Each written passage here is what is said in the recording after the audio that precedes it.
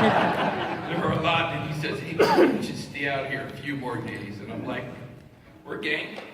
So let's start some questions. Go ahead, buddy. My name's Colin Cliff. This is not a question. I want to say that I've had a lot of hard times in life, and because of your comics, because of your characters, it really helped me out all the way through my childhood. I was by myself. I had no one. I remember reading the X-Men books. I remember a friend introducing me to X-Men. So I was like, into Superman and all that. I was like, I heard the word Superman. That's DC. Are your ears burning? It's okay.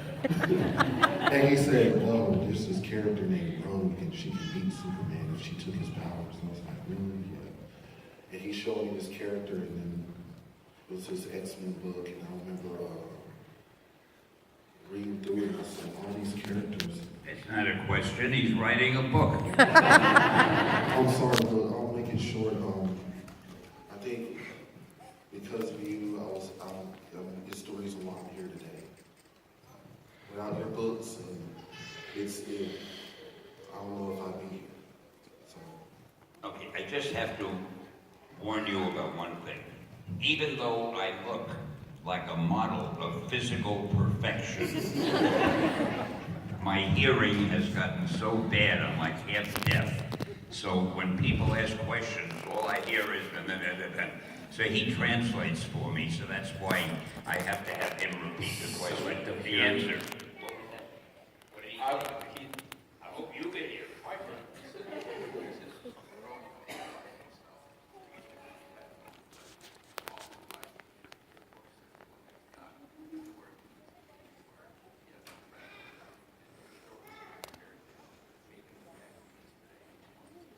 That makes me feel damn good, and thank you very much.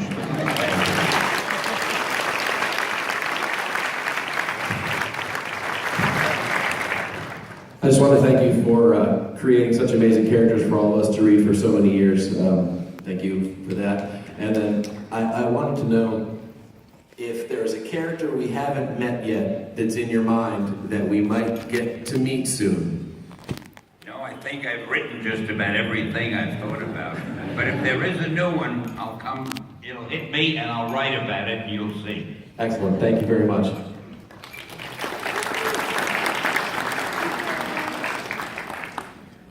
couldn't hear. Well, he spoke very loud. You're the guy I have trouble with. Selective hearing, guys, that's what I call it. I say, hey, Stan, you remember that buck you owe me? I don't remember. What are you talking about? My name's Gavin, and I was just wondering, what was your favorite cameo in all the Marvel movies that you were in? I heard that, my favorite cameo. You may remember one in the Thor movie where Thor is having a drink of a very strong brew. And I'm standing next to him and I said, hey, give me a sip. And he says, no, this is too strong for you. And I said, don't be silly, come on now, I have a sip. And in the next scene, they're carrying me out. Now, the reason that's my favorite, I don't know if you've thought of this, 2 scenes. All my other cameos are 1 scene. Here are 2 scenes. Next, I hope I get 3 scenes. It wouldn't be a movie. But 3 cameos in the Guardians of the Galaxy 2. He reminded me I have 3 scenes in Guardians of the Galaxy 2. Right?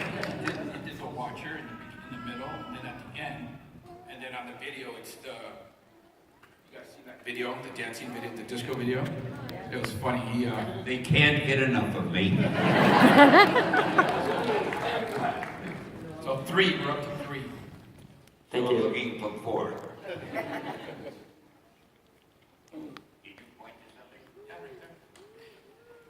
Hey, back in the day, you had the Hulk be one of the first superheroes to have his identity revealed to the public.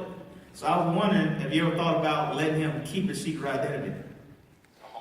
Yes.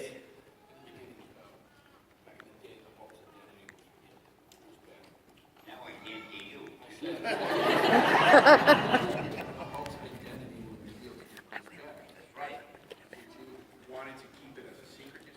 Yes. Doesn't everybody know the Hulk is Bruce Banner? It doesn't matter what I would have preferred. The way it is now is the way it is. And I'm not going to criticize the people running Marvel because they may not give me any more cameos.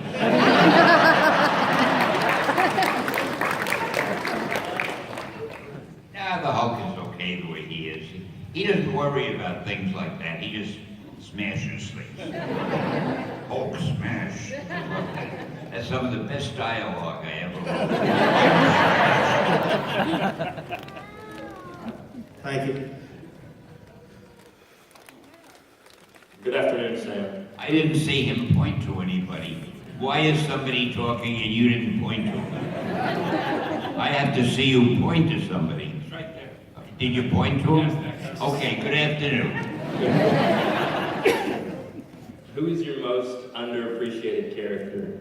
Who should we be paying more attention to? He wants me to come over and stand with him. They've all been Can you pretty watch much these for me? appreciated. I don't have any complaints, really. The most unappreciated one, I hate to say this, it's me. Why I'm not starring in one of the movies, I'll never know. But you have a lot of influence. Maybe you can do something about that. A few letters, postcards, phone calls, you know. Thank you. Okay. Thank you. Why don't you ask over here? Everybody is over there. Don't these people have any questions? There's only one microphone. Oh, you have to go to the mic? Oh, you mean people over here who have a question walk to the microphone? So that's why you're always looking over there. Life is so strange. Go. Hi. My name is Chris. I would just like to ask, what is your personal favorite comic book character that you've created? My favorite comic book character that I created, Been down. I guess Spider-Man.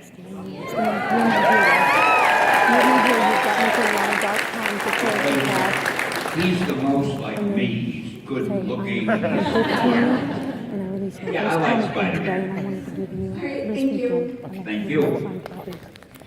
No, you're welcome. That's right. See, when someone says thank you, you say you're welcome. You're welcome. He's schooling me guys for Someone 13 like years. you who's a new writer, a new comic book writer. Hi, my name is Marie, and I actually have a slightly more serious question.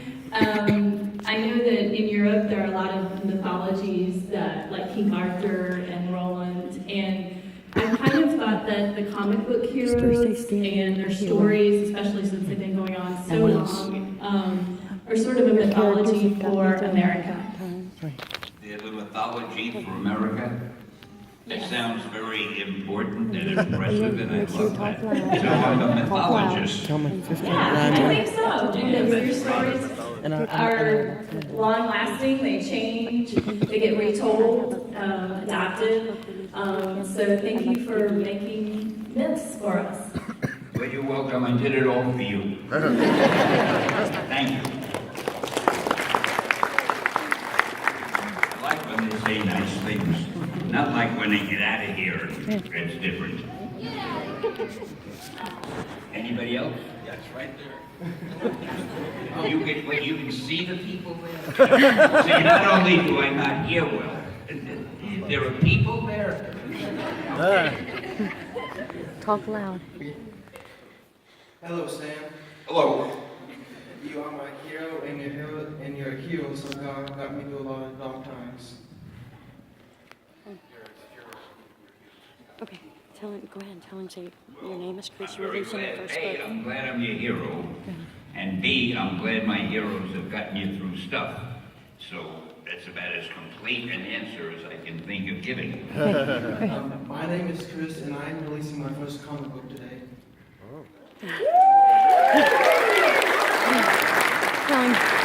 Tell me it'd be 411. You mean a book that you did? Yes. He'd like Your own you. book? Well, lots of luck with it, but tell me, I hope it you wanna doesn't give him a outsell signed Marvel. copy? 'Cause then I'm not going to be too happy about that, you know. Tell him you want to give him a signed copy. But I hope you do well. Good luck. I would like to give you a signed copy. Go on up there. This man received from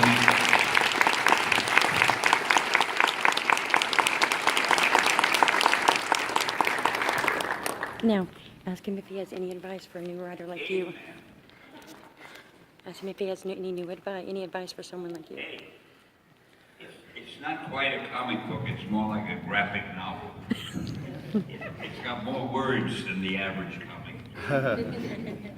But it looks good, it's very professional looking. I'll look at it when I get back to wherever the hell it is I'm going. Ask him if he has any advice for people like you. And For lots of someone luck like you. to you. Do you have any advice for me? Yeah, keep writing. The more you write, the better you get.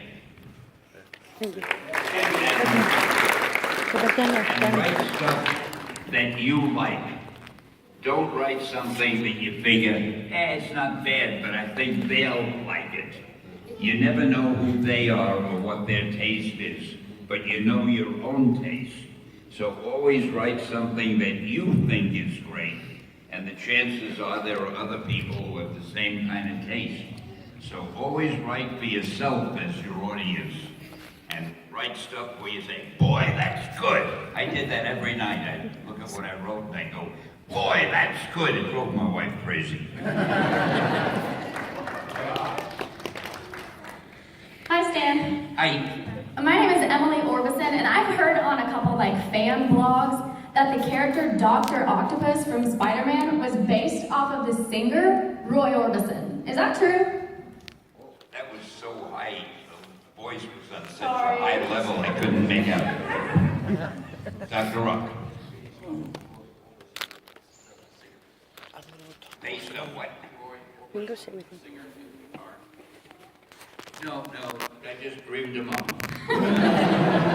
I'm always looking for some animal or fish or bird that would make a good villain. So I had the vulture and Doc Ock. It occurred to me that an octopus with a lot of tentacles, that would be pretty scary.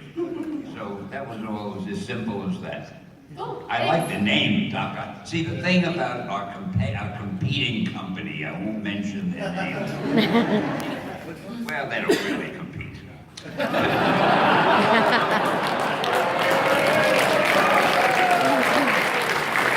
never give their characters nicknames.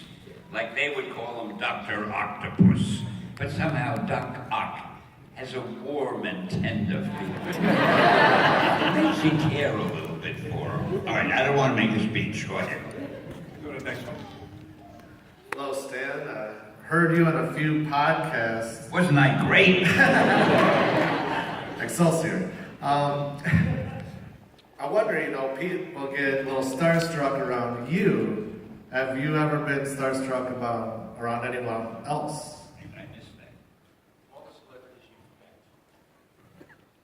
have you ever seen one they're like, holy shit, it's... You mean where I was impressed? Yes. Who could impress me?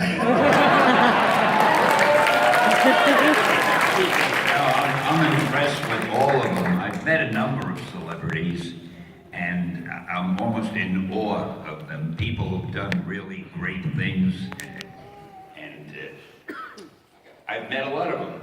I got a funny one. If you guys ever get that book, The Amazing, Incredible Stanley Story or something like that it's called, there's a couple of things about the celebrities in there. It's really funny. The one that stands out to me the most, we went to the Golden Globes, and we're having fun, and you got celebrities galore everywhere in there. He's having a seat, and I'm like from here, over here, and all of a sudden I see that way. Oh, damn. Steven Spielberg, oh my God, I'm going to go say hi. So I'm walking over there. No, it's just, you can walk, nobody's stopping you. I'm like from here to this guy in the front row. I said, I'm going to say hi to the man. And some guy taps me on the shoulder. I said, damn it. Security's gonna stop me.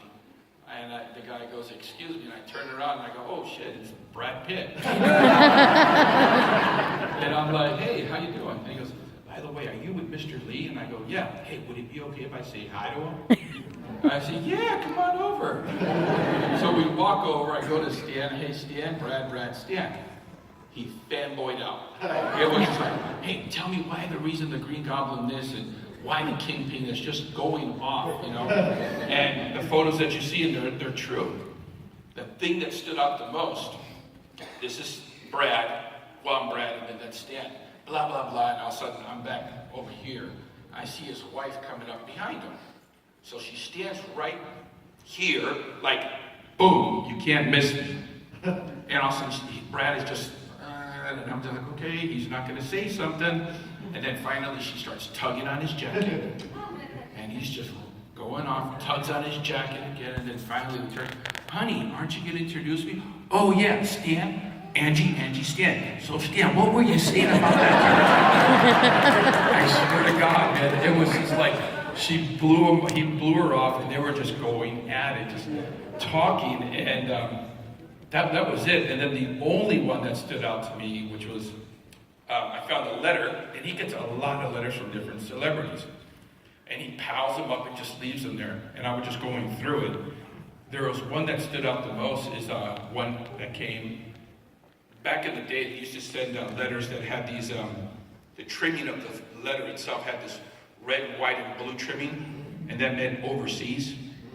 So we got it, and he got it, and I opened it up, and I'm reading it. Hey, Stan, I just want to tell you that my 2 boys love you, and everything about this, and you, and blah, blah, blah, everything positive and great, and my boys inspired to be good men like his father, and like you. I'm like, okay, cool. And then at the bottom I go, Linda McCartney. And I'm like, listening, I'm licking and listening, and all of a sudden I'm like, oh my God, Linda McCartney.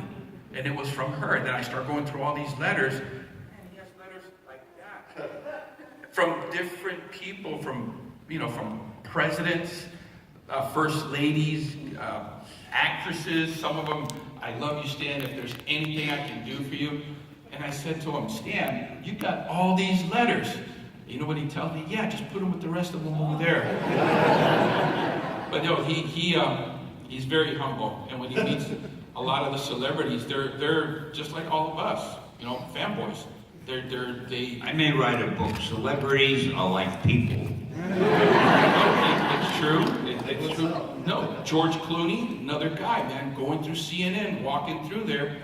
And he walks by and he goes, hey, Stan, hello. And George Clooney goes, hey, that was Stan Lee. Stan Lee. But anyway, so yeah. Thank you. That's it. I'll tell you about President Bush. I was to receive some sort of a little award that he gave out every year. And he gives it to a few people for whatever they've done for the arts. So I was waiting to get my award, and in front of me was, what's her name? Olivia de Havilland. She's the one who was usually the co-star with Errol Flynn in all of his movies. She was always the girl. So he gave her this little thing that she wore around her neck. He gave it to her first, and he gave her a little kiss on the cheek. Now it was my turn. So he gave me the thing, and you're supposed to say something. All I could think of saying was, I hope you're not going to kiss me on the cheek. And he started laughing, and I started laughing, and a photographer took a picture of the President Bush and me laughing like crazy. So whenever I show that picture to anybody, I say, oh yeah, we're bosom buddies. We always kid around and we're laughing. I'm a big phony also, in case I didn't tell you that. Anyway, let's go to the next question.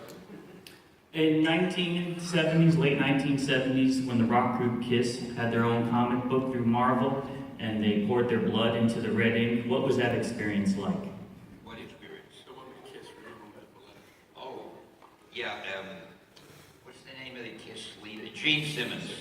Gene Simmons came up to the office, followed by these other guys. And said, I want to ask you a question, Stan. I said, all right. He said, do you think this outfit looks too outrageous? And he put on these shoes that were, the heels were about 6 inches, and he stood that high when he was all finished in costume. And, I'm used to guys like Dr. Doom and the Vulture and stuff, so I said, no, that's not outrageous at all. And he said, thank you. And we talked a little, and he left, and I'd like to think that I'm the reason that Kiss looks the way they look. If I had said it looks too outrageous, he'd probably have thrown it all away. Oh, the blood, there's another thing. I will never forget this. He said, you know, my fans love us so, the KISS people. What I would like to do is offer them a chance to get, we were doing a KISS comic book at the time. He said, I'd like to offer them a chance to get a KISS comic book that has our blood in it, so they could own a little bit of our blood. I said, what are you talking about? And it ended up, we drove to Buffalo where the books were printed, and the KISS guys stood in the room where the ink is that they print the book out of, and each of them stuck a little needle in his finger and let a few drops of his blood get into the ink so we could advertise for that issue of the book. You're buying a copy of KISS with their own blood in it. Boy, did that sell out. We must have some bloodthirsty viewers in readers, I'll tell you. Is that what you want to me to tell? Well, that's what I told him. Your wish is my command. Hey Stanley, my favorite of the... what got me into comics was the movie Logan, but my favorite superhero has to be Spider-Man. And what do you think about Fox, about like canceling the no X-Men merchandise and no Fantastic Four comics? It's about what the Fox Studios is doing and how Marvel is not pushing the X-Men. Oh, sooner or later, no, they're going to get the rights back to all our characters. They're working on it. And they're still making X-Men movies and stuff. Don't worry about it. You'll get more Marvel superheroes than you have time to look at in the next few years. And what does it take to be a comic book artist? Some drawn comic book. Takes a hell of a lot of talent. Where you pointing over there? I got some pictures. Actually, to be a comic book artist for Marvel, you just have to be able to draw at least as well as the people drawing the strips now. But beside that, you have to think like a movie director, because you not only draw the characters, you also have to draw them in the most interesting way. You position the characters all the time. I don't know if you're aware of that, but all these artists, if they're drawing a character running, let's say, there's a million ways you can do that. It could be an overhead shot, an undershot, a side view. It could be just a shadow on the wall moving. There are so many ways, and it's up to the artist always to find the most interesting and colorful way to draw every panel. And why am I talking so much? It's funny sometimes. He thinks, sometimes when we go to panels, Max, what can they possibly learn from me? I go, Stan, I've been with you for so long, and I hear these stories all the time, and it's like the first time I'm hearing it. And he doesn't. That's because you don't listen. Honestly, it's just like recently they started talking about a lot of Kirby. He starts talking about Jack, and I'm like, really? He liked this and he liked that, and I'm just like amazed, man. Just the story this guy has, the origin of Spider-Man, Mosquito Man, Flyman, Spider-Man. It's like the first time, and again, he doesn't get this. All he thought at the time, I wrote these stories to get by in life, to pay my rent, to have a life, but he doesn't get it that every little story that he put in there is a little part of him that we can all relate in some way. And that's why I say to him that you gave us something that will outlast all of us, Dan. So send me money. That's all I wanted to say. Go ahead. Well, good morning, Stan. Select a scene. So, what was your favorite Spider-Man story to work on? I am terrible at favorites. A, I can't remember them all. And B, I love everything I do. I am my biggest fan, because I haven't told you that. I love every story I write. If I didn't love it, I wouldn't submit it. I would cross it out and do it over again. Why are you trying to get my attention? Because there's one story it's not his favorite, but it's the one that stands out. It's the one that's Spider-Man No More. When he gives up and he puts a costume in the trash. The thing I loved best about that was the cover that John Romita drew, with Spider-Man walking away and his costume draped over a garbage pail where he had left it. That was one of the most dramatic covers. It said, Spider-Man No More, or Spidey No More, something like that. Yeah, I love that. But he came back, don't worry, he's back, honestly, I promise. Can you please say Excelsior? Can I what? Excelsior. You want me to say the word, that great word? The magic word. I usually save that for the end of my panel when I'm saying goodbye. So if I say it now, it means we're finished. No. No. Never finished. Never finished, no. Well, anyway, the word Excelsior is a great word. If you look it up in the dictionary, one of the meanings of Excelsior is it's those shaving things that you put in a package so that the delicate thing in the package won't be broken. You know, if ever you have a box and you're sending something, you put a lot of stuff in there so it won't, they call that stuff Excelsior.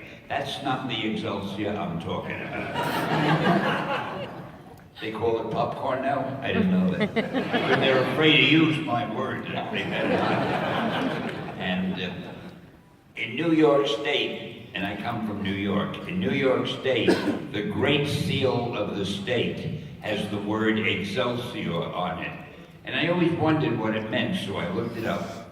And one of the definitions in an English dictionary was upward and onward to greater glory. Now, what could be better than that? Upward and onward to greater glory. So I figure there are two good things about that saying. One, it sounds so good when you say it. And two, DC would never know what the hell it means. There you go, you got it said it 4 times. Thank you, Stan. You're welcome. What is your favorite Spider-Man movie? They're all my favorite. I don't even have a good enough memory to remember all of them. But every one I see, I say, oh boy, this is the best. This is the best. What does this mean? Shut up and drink now? Whenever I'm talking too much, she gives me something to drink. Hey, Tobey Maguire's his neighbor. I didn't know that. He was running along, and I'm like, oh shit, Tobey Maguire. Wait a minute. I'm telling him how Tobey is your neighbor down the street. The first Spider-Man.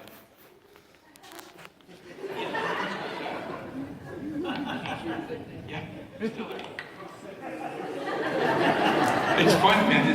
This is a great guy. He has so many people around his house. I pick him up, we're leaving, and all of a sudden I see this guy from this side just running up to the car. I said, damn it, fanboy. And we really want to get out. And the reason I said that is because they figure out where he lives. Comes up, and I go, Stan! I'm like, oh my God, Stan, you want to, it's a fan, come on. I said, all right. Lower the window, and I look, Leo DiCaprio. So tired of giving him acting lessons. It was the way he's a big Marvel fan. In his house, he has huge posters on the wall, all over of Marvel posters. He's great, yeah. He comes over and says, Stan, I'm your neighbor, and I just want to invite you over to my house. And I was like, okay, you know, what is he going to possibly show him at his house? You walk in there, it's like, holy moly, this guy's really our Marvel fan. And what I'm leading to, tell him what you guys were talking about. Doing a movie of my life with him playing me. And I said, well, I'm not sure you're good looking enough. So, you know, we'll test you, we'll see how you look, how it comes out. Don't get too excited, I'll let you know. There you go. Thank you. You're welcome. Are we finished? Can you tell us anything about Infinity War? No.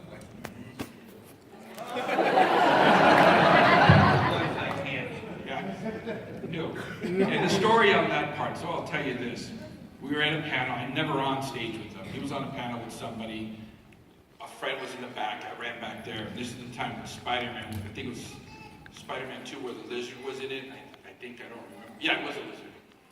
And somebody asked him, Stan, can you tell me your cameo about your upcoming cameo in Spider-Man? And he's a name dropper. I'm over there and I'm running to the front. Yeah, I'm doing this and I'm doing this with the music in the background. Spider-Man is fighting the lizard, and it wasn't released yet who the villain was. I'm like, oh my God, oh my God, oh my God. He said, what's wrong with you, Max? I go, I'm gonna get it, I'm gonna hear it, I'm gonna hear it. By the time we got downstairs, my phone starts going off. Tell that man to keep quiet and not, and it's somebody from up there. He can't talk about it, you're there for a reason. And I was just like, fed up. I said, you effing tell him that. I give him the phone. Well, then the guy says, I can hear it says, Stan, I appreciate you if you not mention anything about the movie. And things like that. You know what he says? I'll talk to whoever I want to. So, there's a reason I'm here about Infinity Wars. But what we can say about Infinity Wars is that he filmed both parts, 1 and 2. We did Ant-Man, we did Black Panther, we did, there's another one, what's that other one? Ant-Man. Oh, wait. Hang on. Yeah, we did Thor. Hey, you guys said his best cameo. I've seen them all his cameos. The Guardians is one of my favorites, but the one that he actually, because when he does cameos, they say, Stan, show up, do this is your lines, and go. But in Thor, Taika, I think the director's name is, they did it their way, and it was okay. And then they said, Stan, what would you do? Yeah, let me improv. He nailed it. Everybody loved that scene. They're like, oh my God, this is gonna be awesome. And all I can say, that'll give it away, I think. All I can say is that he plays a big part.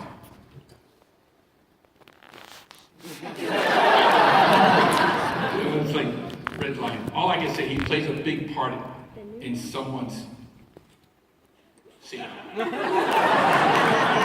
He doesn't know. He doesn't know. He didn't get it, what he was doing, but it was so funny, man. I don't get what I was doing. Am I going to sit up here and let you insult me? No, I don't get what I was doing. But he, no. I may not hear well anymore. I haven't lost my mind.